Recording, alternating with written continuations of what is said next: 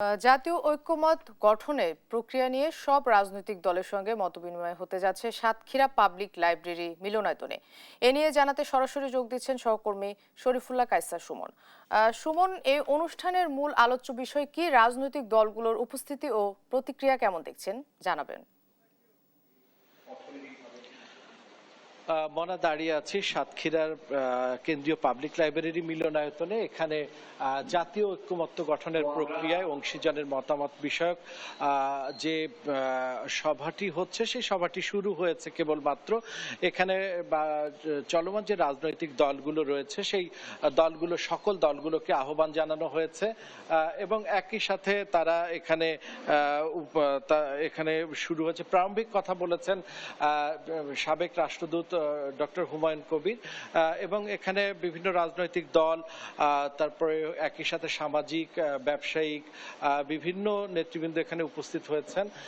আপনাকে বলে রাখা দরকার যে আজকে প্রবল বর্ষার মধ্যে এই সভাটি শুরু হতে কিছুটা বিলম্ব হলেও এই সভাটির গুরুত্ব বিবেচনায় সবাই এখানে উপস্থিত হয়েছেন এবং সবার প্রত্যাশা অনেক বেশি। বাংলাদেশের চলমান যে রাজনৈতিক, সামাজিক এবং বর্তমান যে পরিস্থিতি, সেই পরিস্থিতির প্রেক্ষাপটে আমরা একটু যুক্ত করার চেষ্টা করছি আজকের এই যে গুরুত্বপূর্ণ যে আয়োজন, সেই আয়োজনের যে কারণ এবং এর যে উদ্দেশ্য সেটি জানাচ্ছেন সাবেক রাষ্ট্রদূত হুমায়ুন কবির।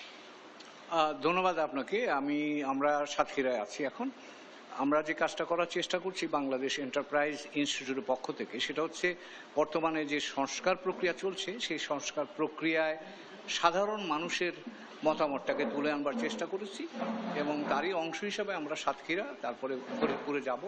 আমরা মানুষ কি ভাবছে সেই ভাবনাগুলো তুলে এনে আমরা এখনকার কনসেনসাস কমিশন যারা আছেন বা যারা কাজ করছেন তাদের কাছে সেগুলো উপস্থাপন করব এবং আমরা বিশ্বাস করি এর মধ্য দিয়ে জাতীয় ঐক্যমত্যের যে প্রচেষ্টাটা আছে সেই প্রচেষ্টা সমৃদ্ধ হবে। কারণ মনে রাখতে হবে যে বাংলাদেশ একটা অনেক বড় জায়গা, এখানে বিভিন্ন রাজনৈতিক দল, নাগরিক সমাজ, ব্যবসায়ী সমাজ, ধর্মীয় সমাজ সকলেই আছে, তরুণ প্রজন্ম আছে। কাজে সকলেরই মতামত এবং অংশগ্রহণটা ভবিষ্যৎ বাংলাদেশ নির্মাণের জন্য গুরুত্বপূর্ণ উপাদান এবং সেই উপাদানগুলো সংগ্রহের উদ্দেশ্যেই আমরা আজকে সাতক্ষীরাতে এসে নাগরিক সমাজের নেতৃবৃন্দ যারা আছেন তাদের সাথে আমরা কথা বলছি এবং আমরা আশা করছি তাদের গুরুত্বপূর্ণ মতামত আমরা এখান থেকে নিয়ে গিয়ে পরবর্তী পর্যায়ে যা ঐক্যমত্য কমিশন যে কাজগুলো করছেন সেই কাজে আমরা সহায়তা করতে পারবো এবং এর মধ্য দিয়ে আমার ধারণা তাদের যে সুপারিশমালা সেটা সমৃদ্ধ হবে।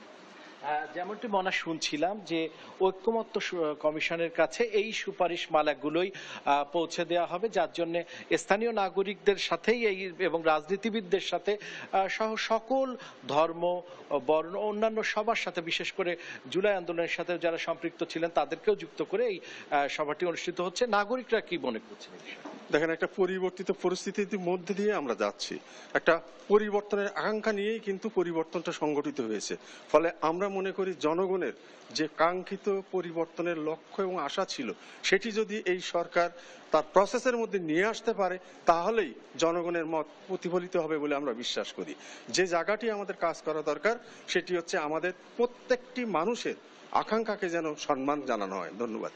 হ্যাঁ, যেমনটি শুনছিলাম, সর্বোপরি এই আলোচনার মূল বিষয়বস্তুর জায়গাটি হচ্ছে যে সবার মতামতের ভিত্তিতে বাংলাদেশের যে কাঙ্ক্ষিত যে লক্ষ্য, বাংলাদেশের মানুষের যে কাঙ্ক্ষিত লক্ষ্য, যে একটি শান্তিপূর্ণ সমাজ, রাষ্ট্র বিনির্মাণ, সেটি যেন কার্যকর হয়, এটাই হচ্ছে প্রত্যাশা এবং এখানে সবার উপস্থিতিও সেই প্রত্যাশাটাকেই প্রতীয়মান করে। এই ছিল সর্বশেষ। মনা।